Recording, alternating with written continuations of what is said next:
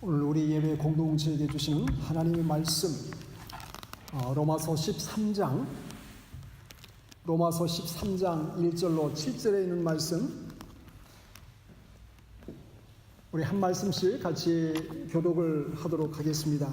로마서 13장 1절로 7절까지 마지막 7절 말씀은 저하고 같이 함께 봉독하도록 하겠습니다. 1절 말씀 제가 읽습니다. 각 사람은 위에 있는 권세들에게 복종하라. 권세는 하나님으로부터 나지 않음이 없나니 모든 권세는 다 하나님께서 정하신 바라. 그러므로 권세를 거스르는 자는 하나님의 명을 거스르니 거스르는 자들은 심판을 자취하느니라. 다스리는 자들은 선한 일에 대하여 두려움이 되지 않고 악한 일에 대하여 되나니 내가 권세를 두려워하지 아니하려느냐. 선을 행하라. 그리하면 그에게 칭찬을 받으리라. 그는 하나님의 사역자가 되어 내게 선을 베푸는 자니라. 그러나 내가 악을 행하거든 두려워하라. 누가 엄연히 칼을 가지지 아니하였으니 곧 하나님의 사역자가 되어 악을 행하는 자에게 진노하심을 따라 보응하는 자니라. 그러므로 복종하지 아니할 수 없으니 진노 때문에 할 것이 아니라 양심을 따라 할 것이라. 너희가 조세를 바치는 것도 옳고 말미암이라. 그들이 하나님의 일꾼이 되어 바로 이 일에 항상 힘쓰느니라. 마지막 7절 말씀 같이 봉독합니다. 모든 자에게 줄 것을 주되 조세를 받을 자에게 관세를 받을 자에게 관세를 바치고 두려워할 자를 두려워하며 존경할 자를 존경하라. 아멘. 오늘 로마서 강의 26번째 말씀입니다. 오늘 말씀은 그리스도인의 국가관에 대해서 하나님께서 우리에게 말씀해 주시고는 본문의 내용입니다. 우리 모든 사람에게는 자신의 조국이 있습니다. 기독교에는 국경이 없지만 모든 신자에게는 국경이 있고 또 각각의 다른 조국이 있는 것을 보게 됩니다. 그러므로 우리는 이 땅에 살고 있지만 두 시민권을 갖고 있다라고 말할 수 있습니다. 모든 믿는 백성에게 천국의 시민권이 있고 그리고 이 땅에 살아가면서 한 국민으로서 바로 갖고 있는 시민권, 모두가 믿는 백성이라면 이중 국적을 갖고 있습니다. 그러므로 모든 그리스도인에게 있어서 올바른 국가관을 갖는 것은 매우 중요하다고 할 수 있습니다. 이 올바른 국가관이 뭡니까? 다른 말로 하면 바로 성경적인 국가관이다라고 말할 수 있습니다. 우리가 이 국가관을 바르게 정립하기 위해서는 먼저 우리가 교회와 또 국가가 어떤 관계를 갖고 역사적으로 흘러왔는지를 잠깐 좀 생각해 볼 필요가 있다고 말할 수 있습니다. 여러분, 초대교회 때는 국가가 교회를 때로는 핍박하기도 했습니다.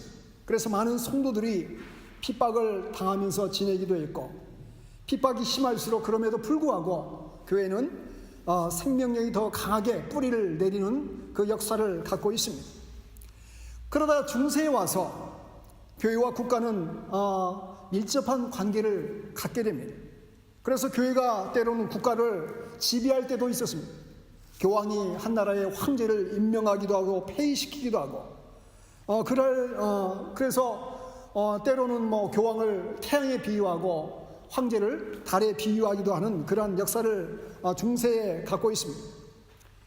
그러나 아이러니하게도 교회의 권세가 하늘을 찌르게 됐을 때에 가장 타락한 시기가 바로 교회가 권위를 갖고 권세를 세상 정부보다 더 많이 가지게 되었을 때에 더 많이 심각하게 타락한 것을 보게 됩니다.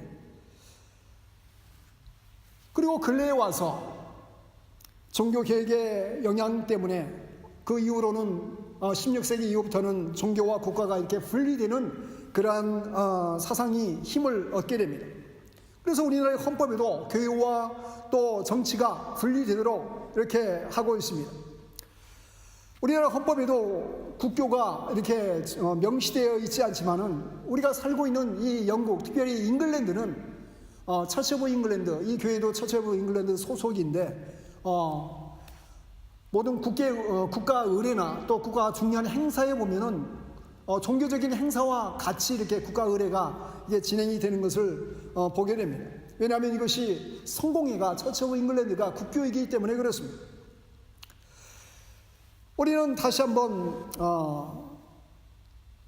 국가의 개념과 그리고 교회가 어떤 관계, 또 국가를 위해서 믿음의 백성이 어떤 관점을 갖고 국가를 바라봐야 되는지를 오늘 본문을 통해서 살펴보기 원합니다. 여러분, 어떤 분들은 비록 교회 공동체랄지라도 교회가 현실 정치에 관여하지 않으면 그것은 하나님께서 맡기신 그 사명을 망각하는 것이다 라고 말하면서 깊게 현실 정치에 참여하는 그런 사람들도 많이 보게 됩니다. 그래서 실제적으로 반정부 그런 데모를 하기도 하고 또 불복종 운동을 벌이기도 하고 또 여러 가지 정치적인 그 힘을 이렇게 흘려보내기를 원하는 사람들이 많이 있습니다. 이런 사람들이 대다수 보면은 약간 진보적인 성향을 갖고 있는 사람이다라고 말할 수 있습니다. 여기에 반해서 또 많은 사람들은 묵묵하게 우리의 사명은 기도하는 것이고 또 인내하는 것이고 또 순종하는 것이다 이렇게 이야기하면서 교회 울타리를 결코 벗어나지 않은 보수적인 개념을 갖고 있는 사람들도 있습니다. 진보적인 교회에 몸담고 있는 사람들은 보수적인 개념을 갖고 있는 사람들을 갖다가 무시하기도 하고 또 많은 비난을 퍼붓기도 합니다.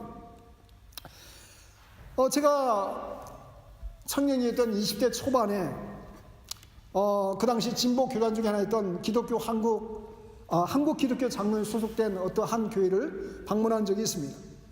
그 교회 청년이 저희 교회 청년부를 이렇게 초청을 했는데 가서 보니까 간디 영화를 보여주고 삥 둘러 앉아가지고 그걸 토론하는 그런 장이었습니다. 저희는 아무 그 선 지식이 없이 그 모임에 참석을 했는데 이게 토론을 주고받는 내용들이 보니까 상당히 쇼킹한 내용이었어요. 간디처럼 우리는 이 정부를 바라보면서 무저항, 무폭력적으로 이 정부에 대해서 대항을 해야 되느냐, 평화적으로 정부에 이게 맞서야 되느냐, 아니면은 피켓을 들고 데모를 하면서 정부에게 뭔가 좀 도전을 주고 뭔가 좀 움직일 수 있는 그런 압력을 행사해야 되느냐. 그래서 심각하게 청년들이 토론을 하고 있는 그 모습을 보면서 그 당시에 저는 이 모습을 보면 많은 좀 충격을 받았던 것 같습니다. 지금 지나서 보니까 그 교회는 상당히 진보적인 장로교 중에서도 기독교 한국 장로회는 상당히 좀 사회 참여가 강하고 현실 참여가 강하고 진보적인 성향의 교단이라고 볼 수가 있습니다. 여러분, 오늘 본문에 보면은 초대교회 성도들은 로마 제국의 극심한 핍박을 받고 있는 상황이었습니다. 그래서 믿음을 지킨다는 것, 예수 그리스도를 믿고 믿음을 지킨다고 하는 것이 정말 어려운 시기 상황이었습니다. 그 당시에 황제가 바로 네로 황제였는데 가장 앞장서서 기독교를 엄청나게 핍박하고 박해한 사람이었습니다. 네로 황제는 자기 아내도 죽이고 수많은 주변의 사람들도 가차없이 숙청을 했고 또 자기 어머니까지 죽인 그러한 피를 흘리기를 주저하지 않는 그러한 독재자였습니다. 여러분, 이런 상황 속에서 로마교회 성도들에게 이 수신자인 대다수 당시의 처치 멤버를 이루고 있었던 유대인들에게 이 로마서 서신을 사도 바울이 기록하고 있는 것을 우리가 염두에 둘 필요가 있습니다. 핍박을 받고 있는 유대인들 입장에서는 반정부적인 마음이 아마 가득 차 있었을 것입니다. 뿐만 아니라 오늘 본문에서 말하는 것처럼 세금을 내고 국가가 명하는 대로 그것을 다 순종하면서 따라간다는 것이 결코 쉽지 않은 상황이었다라는 것을 보게 되는 것입니다. 그럼에도 불구하고 사도 바울은 이 로마서 말씀을 통해서 그들의 정부에 대해서 순종하라, 그 권위를 인정하라라는 큰 원론적인 그런 이야기를 해주고 있습니다. 먼저 오늘 본문을 몇 가지 주제를 통해서 살펴보기를 원하는데, 성경적인 국가관을 어떻게 말씀하고 있습니까? 먼저는 통치자의 권위를 인정하고 존중하라 라고 이렇게 말씀하고 있습니다. 여러분 1절과 2절 말씀을 다시 한번 좀 읽어보기를 13장 1절과 2절 말씀을 함께 다시 한번 읽어봅니다. 각 사람은 위에 있는 권세들에게 복종하라. 권세는 하나님으로부터 나지 않음이 없나니 모든 권세는 다 하나님께서 정하신 바라. 그러므로 권세를 거스르는 자는 하나님의 명을 거스름이니 거스르는 자들은 심판을 자취하리라. 여러분 모든 권세 주권자가 바로 하나님이시다라는 것을 계속해서 말씀을 하고 있습니다. 그러기 때문에 모든 권세는 하나님이 주셨기 때문에 하나님이 주신 권세를 인정하지 않으면 하나님을 거스르는 것이다 라고 대전제를 하고 지금 말씀을 하고 있습니다. 여러분 어느 시대이든지 때로는 대통령이나 왕이나 황제가 때로는 폭군이 되기도 하고 또 때로는 정말로 선한 선정을 베풀기도 하고 또 왕이나 또 대통령이지만은 여러 가지 악행을 저지르는 그러한 사람들도 간간히 볼 수 있습니다. 그럼에도 불구하고 이 당시에 황제가 누구라고 있습니까? 바로 수많은 피를 흘렸던 네로 황제였지만은 그 주권을 그 권위를 인정하라라고 지금 말씀을 하고 있습니다. 여러분 다니엘서 4장 32절에 보면 지극히 높으신 자가 인간 나라를 다스리시고 자기의 뜻대로 누구에게든지 그 권세를 주신다라고 말씀을 하고 있습니다. 베드로전서 2장 13절로 14절 말씀도 이렇게 말씀합니다. 인간의 모든 제도를 주를 위하여 순종하되 혹은 위에 있는 왕이나 혹은 그가 악행하는 자를 징벌하고 선행하는 자를 포상하게 하여 보낸 총독에게 하라. 이런 말 그대로 총독은 누가 총독입니까? 이 식민지 상태인 것이죠. 총독을 보낸다는 것은 총독의 권위는 이미 딴 나라가 점령해서 식민지 상태에 있는 권위자를 말하고 있는 거예요. 그 사람들에게 대항하고 하지 말고 거기에 순복하라라고 지금 말씀을 하고 있습니다. 여러분 우리가 이 정부의 권위, 정부를 바라보면서 참 때로는 나도 참 한번 대통령이 되어봤으면 좋겠다. 뭐 우리 어린 시절에 너 커서 뭐 될래 하면 저 대통령 될래요. 옛날에 그런 친구들도 있었던 것 같아요. 그러나 한 나라의 가장 큰 파워를 갖고 권위를 갖고 한 나라를 참 통치한다는 것은 생각만 그렇게 쉽지 않다는 것을 보게 됩니다. 때로는 우리나라 대통령도 보면 처음에 인기가 많아가지고 대통령 선거에서 선출되면 보통 뭐 최소 50%에서 70%, 80%까지 이렇게 지지도를 받게 되는데 지나온 대통령들을 보면 채 1, 2년이 지나지 않아가지고 지지도가 거의 40, 50% 밑으로 떨어지는 대통령들이 대단할 수 있던 것 같습니다.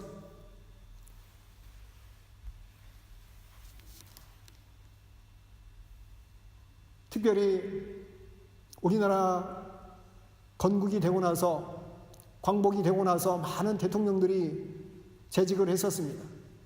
그러나 정말로 모든 국민들로부터 신임을 받고 존경을 받는 대통령이 누가 있습니까?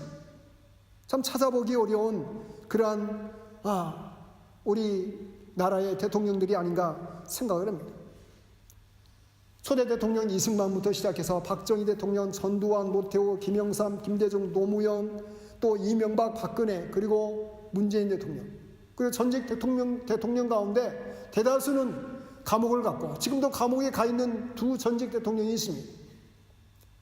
그리고 뿐만 아니라 심지어는 국민을 속이고 또 정권을 대통령을 차지하기 위해서 피를 부르는 그런 쿠데타를 일으키기도 했고 또 6.25 전쟁이 났을 때에 보다 더 안전하게 피신하기 위해서 도망가는 피신하는 그런 사람들이 따라오지 못하고 물론 그 괴뢰군이 북한군이 쫓아오지 못하기 위해서 막기 위해서 그렇긴 했다는 그 명분이 있었지만은 피난 오는 그 국민들을 바라보면서 철교를 끊어버린 대통령도 있었습니다. 여러분, 그럼에도 불구하고 하나님께서 우리 민족에 주어졌던 많은 대통령들을 통해서 때로 그분들을 사용하실 부분들이 있다라는 것입니다. 광복이 되었을 때에 이승만 대통령을 통해서 새로운 나라를 또 어쨌든 간에 건국하게 되었고, 또 박정희 대통령을 통해서 많은 민주적인 그런 어려움이 있었고, 독재의 그런 많은 그런 압제 정치가 있었지만은 그럼에도 불구하고 경제적인 어떤 그런 공헌한 부분도 있었습니다. 뿐만 아니라 그 전직 대통령도 쭉 보면 잘못한 부분도 많이 있었지만은 또 어쨌든 간에 대통령의 임기를 채우고 또 임기 동안 여러 가지 감당한 일들이 있었다라는 것을 인정할 수 있게 됩니다. 그러나 너무나도 아쉽게도 아직까지도 존경할 만한 참다운 그러한 지도자를 배출하지 못했다는 것은 안타까운 마음이 들게 됩니다. 하나님은 시대를 따라서 때를 따라서 어쨌든 간에 사람을 세우고 그 사람의 권위를 통해서 일들을 맡기신다는 것을 보게 됩니다. 그 사람의 인격 때문이 아니라 하나님이 주신 권위 때문에, 그러므로 우리는 그들을 위해서, 위정자를 위해서, 국가의 권위자를 위해서 무엇을 해야 됩니까? 기도를 해야 될 필요성이 여기에 있는 것입니다. 대통령을 위해서, 지도자를 위해서, 위정자들을 위해서 기도할 책임이 있다는 것입니다. 그럼 우리가 살고 있는 영국도 지도자들로 인하여서 많은 어려움을 겪고 있습니다. 여러분, 2년 전에 브렉시트 선거를 하고 나서 수상이 바뀌게 되고, 이제 12월 11일 이와의 그 협약된 브렉시트 안에 대해서 국회에서 투표를 하게 될 예정입니다. 근데 지금 대다수는 이것이 부결될 가능성이 많다라고 예측을 하고 있습니다. 부결이 되면은 다시 총선거를 하게 될지, 아니면은 일반 선거를 하게 될지, 아니면 그냥 하드 브렉시트처럼 노딜로 이를 탈퇴하게 될지, 아무도 지금 모르는 그런 시계 제로의 상황 속에 빠져 있습니다. 이 일을 주도했던 데이비드 카메론은 사임을 했고, 또 브렉시트를 또 이렇게 성공적으로 이끌어냈던 보리스 존슨도 결국 사임을 하고 지금 정치 현장에는 나와 있지 않습니다. 브렉시트를 반대했던, 아이러니하게도 브렉시트를 반대했던 테레사 메이가 수상으로 집권을 해서 브렉시트를 지금 감당해 가고 있습니다. 이러한 상황 속에서 우리가 이 정부를 바라보면서 어떤 마음을 지녀야 되겠습니까? 디모데전서 2장 1절로 2절은 이렇게 말씀하고 있습니다. 그러므로 내가 첫째로 권면하노니 모든 사람을 위하여 간구와 기도와 도고와 감사를 하되 임금들과 높은 지혜 있는 모든 사람을 위하여 하라. 이는 우리가 모든 경건과 단정한 중에 고요하고 평안한 생활을 하려 함이니라. 여러분, 모든 사람을 위하여 간구와 기도와 도구와 감사를 해 특별히 임금들과 높은 지혜 있는 사람들을 위하여 하라. 내 영혼의 평안함을 위해서, 내 경건한 삶, 믿음의 삶을 위해서 중보 기도하라. 도구란 말이 뭔 말이에요? 중보 기도라는 뜻이에요. 국가의 이정자를 위해서 기도하는 성도가 되고, 그리고 하나님께서 세우신 그 권위에 대해서 존중하는 자세를 가지라라는 그 첫 번째 말씀을 주시고 있습니다. 두 번째는 국가의 법을 잘 지키라고 말씀을 하고 있습니다. 여러분, 3절부터 4절 말씀 이렇게 말씀합니다. 다스리는 자들은 선한 일에 대하여 두려움이 되지 않고 악한 일에 대하여 되나니 내가 권세를 두려워하지 아니하려느냐. 선을 행하라. 그리하면 그에게 칭찬을 받으리라. 4절에 그는 하나님의 사역자가 되어 내게 선을 베푸는 자니라. 그러나 내가 악을 행하거든 두려워하라. 그가 공연히 칼을 가지지 아니하였으니 곧 하나님의 사역자가 되어 악을 행하는 자에게 진노하심을 따라 보응하는 자니라. 한마디로 말씀하면 뭘 하라는 거예요? 국가의 법을 잘 지키고 잘 따르라라고 지금 말씀하고 있는 것입니다. 여러분, 최소한 성도는 국가의 법을 어기는 일을 조심하고 또 그 법을 잘 따를 필요성이 있다는 것을 말씀해 주고 있는 것입니다. 그럼 제가 한국에서 대학 다닐 때만 해도 늘 하는 일들이 반정부 시위였습니다. 매일 체류탄 쏘고 뭐 시위대 돌려가지고 오늘은 뭐 무슨 데모가 있고 맨날 뉴스의 첫 메인 뉴스가 그 반정부 시위, 또 노동자 시위, 뭐 대학가 시위, 맨날 뭐 노조 시위, 그래가지고 거의 뭐 체류탄 가스를 맞는 것이 다반사였습니다. 그만큼 나라가 불안하고 힘들고 어려운 그런 상황 속에 있었습니다. 그 시기를 겪었습니다. 그리고 민주화가 이루어지면서 많은 사람들이 불법을 행하고 법을 지키는 일을 서슴지 않고 그 법을 이게 지키지 않는 그런 일들이 많이 벌어지게 됐습니다. 여러분, 성경은 다시 한번 말씀하면서 다스리는 그런 권위를 순종하라라고 지금 우리에게 말씀을 해주고 있습니다. 왜냐하면 그것이 바로 하나님의 뜻이기 때문입니다. 그리고 세 번째는 국민의 의무를 다하라고 말씀하고 있습니다. 여러분, 성경 6절 7절 말씀 보면 너희가 조세를 바치는 것도 이로 말미암음이라. 그들이 하나님의 일꾼이 되어 바로 이 일에 항상 힘쓰는 일이라. 모든 자에게 줄 것을 주되 조세를 받을 자에게 조세를 바치고 관세를 받을 자에게 관세를 바치고 두려워할 자를 두려워하며 존경할 자를 존경하라. 그럼 이 당시에 폭군으로서 통치하는 사람이 누구였다고 그랬죠? 바로 네로 황제였다는 거예요.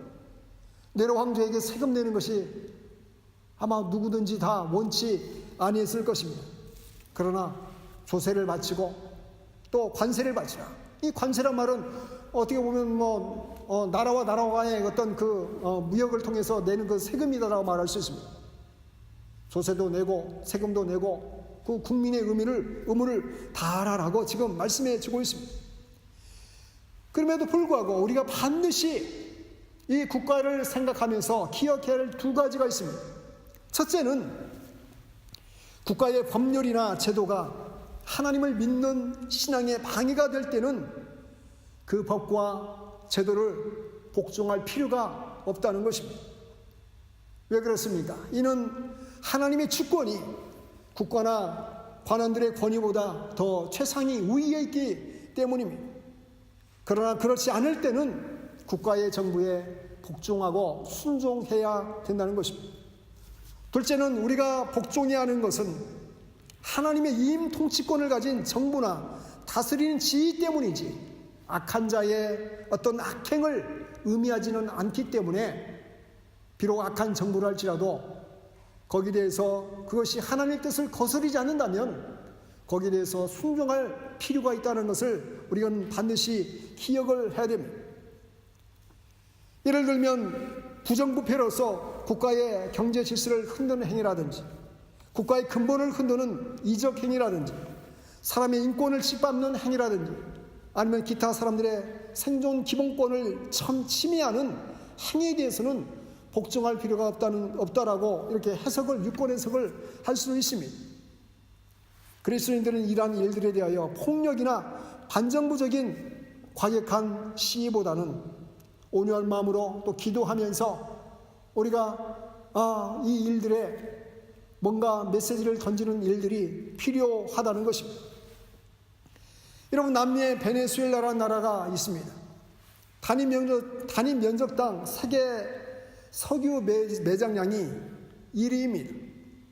5년 전까지만 해도 남미에서 가장 살기 좋은 나라였습니다. 인구 3,200만 명 중에 230만 명이 지금은 경제 난민이 되었습니다. 그리고 인플레이션이 100%가 아니라 100만 %까지 치솟았습니다. 하이퍼 인플레이션. 그래서 뉴스에 보면은 돈을 이렇게 가방에 싸가지고 시장에 가서 물건을 사도 살 물건이 없는 거예요. 너무 비싸지면 너무 하이퍼 인플레이션이 돼가지고 국민들이 먹고 살 수가 없는 것입니다. 약탈이 벌어지고 범죄가 이루어지고 그리고 수백만의 사람들이 다른 나라, 주변 나라로 다 지금 살기 위해서 뿔뿔이 주랭랑을 치고 있는 상황입니다. 근데 여러분, 베네수엘라가 남의 나라 이야기가 아니라 바로 20년 전에 우리나라도 그랬습니다. 여러분, 얼마 전에 그 국가 부도의 날이라는 요즘에 나온 영화 중에 국가 부도의 날이라는 개봉된 영화가 있는데 1997년 IMF 사태를 다룬 그런 영화입니다. 영화는 저도 못 봤고 짧게 나온 그 티저 예고편만 이렇게 좀 봐봤는데 국가의 위정자들이 정말로 얼마나 한심하게 그런 위치에서 정말 나라와 민족을 생각하는 그런 마음이 없이 안일한 몸으로 그 맡겨진 일들을 감당하면서 이 IMF 사태까지 맞닥뜨리고 또 그럼으로 인해서 많은 사람들이 정말로 어려움을 당하고 실직을 당하고 많은 기업이 정말로 그 문을 닫는 그런 지경에까지 바로 그 사건이 20년 전에 벌어졌던 우리나라에서 벌어졌던 일들입니다. 여러분, 하나님은 사람을 통해서 권위를 주시고 그 권위에 이임받는 그 사람을 통해서 나라가 돌아가게 하고 또 기업이 돌아가게 하고 또 하나님은 그 깨어있는 사람을 통해서 때로는 한 민족을 살리기도 하십니다. 소돔과 고모라가 망할 때 하나님께서는 누구를 찾았습니까? 왕을 찾았습니까? 거기에 정말로 깨어있는 의인 10명이 있나? 하나님 보기에 마음이 착하고 성별되고 거룩함으로 살아가는 의인 10명만 찾으면 비록 이 타락한 도성이랄지라도 내가 멸망시키는 것을 보류하겠다. 하나님이 그렇게 말씀하셨습니다. 하나님은 예레미야 선지자에게 어떻게 말씀하십니까? 너희는 예루살렘 거리로 빨리 왕래하며 그 넓은 거리에서 찾아보고 알라. 너희가 만일 공의를 행하며 진리를 구하는 자를 한 사람이라도 찾으면 내가 이 성을 용서하리라. 예레미야 선지자에게 이렇게 말씀하십니다. 이 성 가운데 공의를 행하는 바른 양심을 가진 한 명의 사람, 소돔과 고모라 성 가운데 모든 사람이 타락했지만 그 가운데 깨어있는 의인 10명만 찾으면 하나님이 그 성을, 그 나라를 보호해 주신다는 것입니다. 그러므로 우리가 이 땅에 살고 있는 우리 마음속에 주신 하나님께서 우리에게 주신 우리의 조국, 우리의 나라, 그 나라를 결코 포기할 수 없는 것입니다. 왜냐하면 내가 바로 서서 내가 깨어 있어서 기도함으로 말미암아 하나님의 놀라운 은혜와 긍휼을 받을 수 있는 그런 기회를 입을 수 있기 때문에 또 하나님께서는 나라와 민족을 품고 기도하는 그 눈물의 기도를 결코 멸시하지 아니하시는 정말로 긍휼이 많으신 하나님이시기 때문에 오늘 본문에서 이 세상 정부를 바라보면서 내가 뭐 선거를 한들, 내가 뭐 이 정책에 대해서 관심을 갖는들, 내가 기도를 한들 뭐가 바뀌겠어라가 아니라 하나님은 나라와 민족을 품고 기도하는 그 기도를 통해서 하나님의 뜻을 이루어 가신다는 사실을 기억하시면서 하나님께서 우리가 태어나게 하셨고 우리 부모가 살아계시는 그 조국 땅을 바라보며 그리고 우리가 서 있는 살아가며 숨쉬는 이 땅을 바라보며 이정자들을 품고 기도할 때에 그 나라 가운데, 그 민족 가운데, 그 정부 가운데 하나님의 놀라운 역사가 임하는, 하나님의 구원의 역사가 임하고 하나님의 뜻이 임하는 그러한 놀라운 역사가 임할 줄을 믿습니다. 우리 이 시간 오늘 말씀을 생각하시면서 우리가 살고 있는 영국을 위해서 좀 기도합시다. 12월 11일 국회에서 선거를 하는데 하나님의 뜻이 무엇인지 우리는 알 수 없습니다. 많은 정치가들도 일들이 어떻게 어느 방향으로 풀어갈지 예측하지 못하는 그런 안개 전국 가운데 서 있습니다. 하나님께서 은혜를 베풀어 주셔서 가장 선한 길로 인도해 주시고 하나님 기뻐한 뜻을 감당하는 영국이 되게 해 주십시오. 기도하시고 또 우리 조국을 바라보면서 정말 남과 북이 화해 무드가 되어서 이제 어떻게 될지 정말로 많은 희망을 갖고 있지만은 그러나 우리 알 수 없습니다. 하나님께서 오늘 베풀어 주시야 남과 북이 정말로 38선을 헐어버리고 남북한 하나 되어 정말 북한에도 복음이 증거되는 그날이 한시 앞이 임하는 그날이 임할 줄 믿습니다. 조국 땅을 바라보면서 기도하시고 이정자를 바라보면서 기도하시고 하나님의 뜻이 임하기를 원하는 마음으로 한 3분 정도 함께 이 영국과 조국 땅을 바라보면서 함께 기도하기를 원합니다.